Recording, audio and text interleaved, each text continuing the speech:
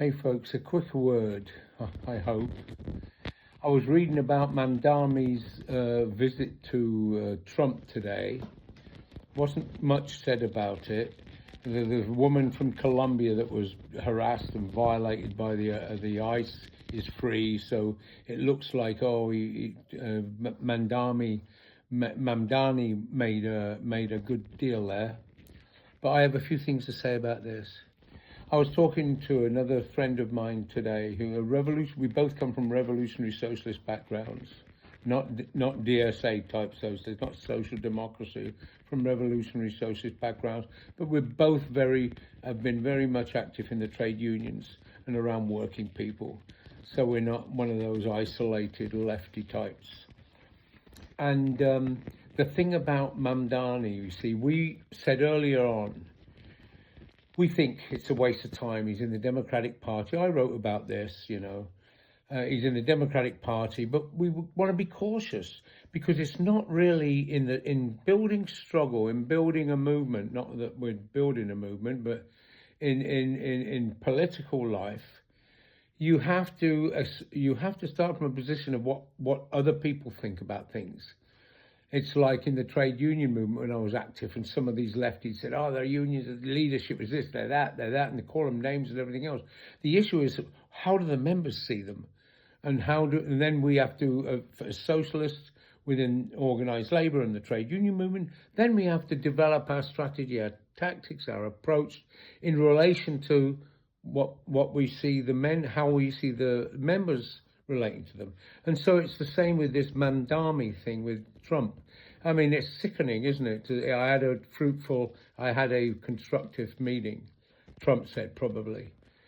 There's a number of things about that. I mean, he's done, Mamdani, like AOC has done. I was excited when she beat that Democratic Party establishment guy. I was excited.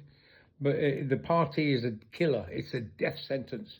It's like the shot that they give to execute people on death row. It's done. And so the thing is, there's a couple of things I would say about it. And I applied this in the trade union movement, in me as a leader in a rank and file trade union where I was very much rooted in the members. It wasn't bureaucratized union.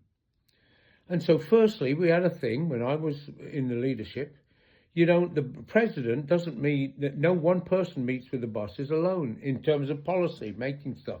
It doesn't mean you can't talk to the boss and stuff like that, right? Mamdani shouldn't have met with Trump alone. He should have met with more than one, representatives of the people and the neighborhood, activists in the neighborhood that got him elected. No, I won't meet with you alone. Shouldn't do that. That's a sign right there, And the other thing is this, and I think it's going to be a quick one. And the other thing is this, he got a power base. What he did, and like they all do, is that they appeal the people on in the opposition, in the left side of it. They appeal. They know what people want. They give the rhetoric. They're out there. They're telling us what we want. Oh yes, it's exciting. It's this. They're appealing to. The right wing does it too. They're appealing to what they correctly see as people want. And so he got elected. But for him, his whole motive for building didn't he have 100,000 volunteers? His whole motive was to build that movement, that number of people, in order to get him elected, and it's gotten elected. Now what do? Because you can't move Trump, you can't move, more importantly, the people and the system behind him. You can't do that through the ballot box. So now Mamdani's fucked, okay?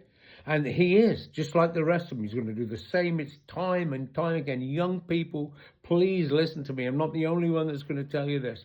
Time and time again, movements have been co-opted politically by the Democratic Party and by the left-wing capitalist party, which is what it is, and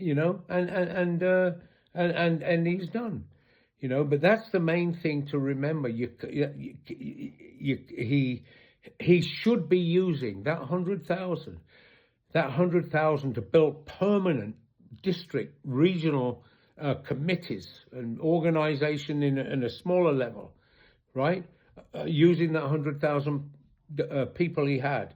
spreading out to other cities, sending volunteers out to other cities, using funds to send them out, and to build the same movement in order to build a mass movement that can actually negotiate with the bosses or push the bosses from a very powerful working class point of view.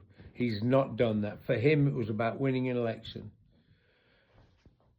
That's my thought today. And any of you that are involved in his campaign, he shouldn't meet with the big boss alone. Better to not meet with him at all.